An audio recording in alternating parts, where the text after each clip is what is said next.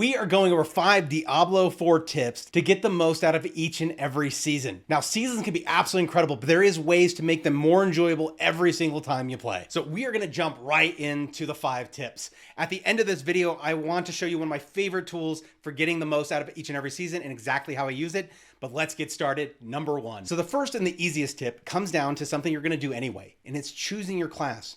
But if you choose your class for certain reasons, you can get more out of the season. So one of the first things you want to consider is, have you played this class before? If you've never played a class before, it can be a very new experience. Just going through a different skill tree, playing with a different Paragon board, getting a feel for different classes than what you're used to playing can completely change the season feel. So number 2, changing up your play style. Now, there is 2 kind of major play styles in Diablo IV that I've noticed, and there's the person that kind of bowls through everything. They just kind of grab equipment, they put on skill points, they're just having a blast. They're just killing as much as they can. If it doesn't work, they just change things up and keep going. There's no real strategy or plan to it in the moment. They just are enjoying the crap out of it. And I love this play style. This is actually where I spend a lot of my time. The other one is actually what I call more theory crafting. And that is where you follow some sort of set plan either by yourself or following a build guide. So you kind of have a guide along the way.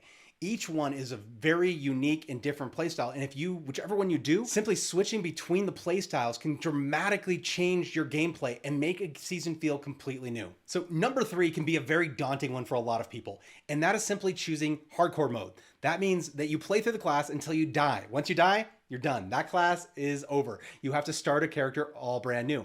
Now, what's so incredible about this is it makes every single encounter, every gear selection, every skill point matter a lot. And you can't just run in and hope that it works and then just die and then fix it. You have to really pay attention to what is going on in the game, and it takes it to a whole new level that can massively increase the enjoyment for a lot of people. And worst case scenario, you start, you die, you didn't like it, you can go right back to playing in the normal mode. So tip number 4 for getting the most out of the game is going social. Grabbing a friend that wants to play, or maybe they haven't played Diablo IV yet or have been thinking about it, and actually playing alongside. Build your classes together, play together whenever you can. Now, if you're one of those grinders and you want to get the most out of being able to enjoy and run past, just have a class that's set aside for the friend that might be moving at a slightly different pace. It makes the game enjoyable for them. You get to share it in a different way, and you still get to grind like mad. We are on tip number 5. And right after this, I'm going to go into the number 1 tool I use to get the most out of each and every season. So number 5 is setting some sort of an objective. Something that you're striving for, something that maybe you haven't done before in Diablo. Maybe you want to take the Druid to level 100, or you want to master the Rogue and learn all of its endgame builds so you can absolutely crush. You want to take down Uber Lilith for the first time. Whatever it is, set a goal or objective. It makes the game more enjoyable, it gives you direction, and you can just feel that incredible drive to keep pushing forward. So the number 1 tool I use before I play any season is this. It is maxroll.gg. I'm going to jump in right now and show you exactly how I use it so I make sure that I'm having the best experience each and every season. So this is Maxroll, and I want to give a shout out really quick to 2 of my favorite YouTubers that are responsible for making this happen. Raxx and Wudi are absolutely incredible. They're the reason I'm obsessed with this site to begin with. There's a lot going on here in news, but I'm going to show you exactly how I use it. First, you come in here, we want to pick Diablo IV. Makes sense. Then we're going to click on tier list up at the top, and we're going to look for endgame tier list.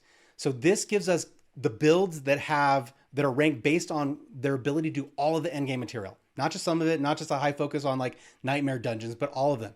So you click on here, and what I'm looking for is, like, say that I'm thinking about playing the Necro.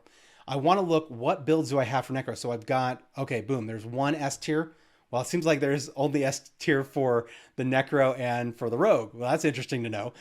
This is probably going to look different for you. So they change it constantly. This is one of the reasons I love this site. So I'm looking at Necro, and then I have 1 more in A tier, and really that's it. So these are the 2 builds that I'm probably going to send my focus on if I want to really push heavy into the end game. So as I click on these, this is the thing that I do to make sure I actually want to play this. Down at the bottom of these, they have and you probably find this on YouTube as well, but they have a YouTube video. And you can play this and actually watch the gameplay yourself. So you can see what it looks like. They do some commentary on the build, and you can read through this and get a feel for it. But one of the fastest ways for me to know if I want to play that is simply to play this video, find where the gameplay is that I want to look at, like where they actually are playing.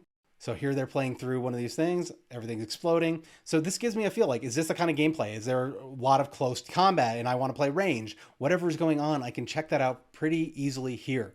So by the time I've done this, looked at a few builds, I get a feel like, hey, that class is right for me, and I actually know which build direction I want to go. Even if I don't come and follow this build one for one, I have a good idea for what I can do with my class. Still need help picking your class? Then watch this tier list where I go through my favorite characters after 396 hours of playing Diablo 4.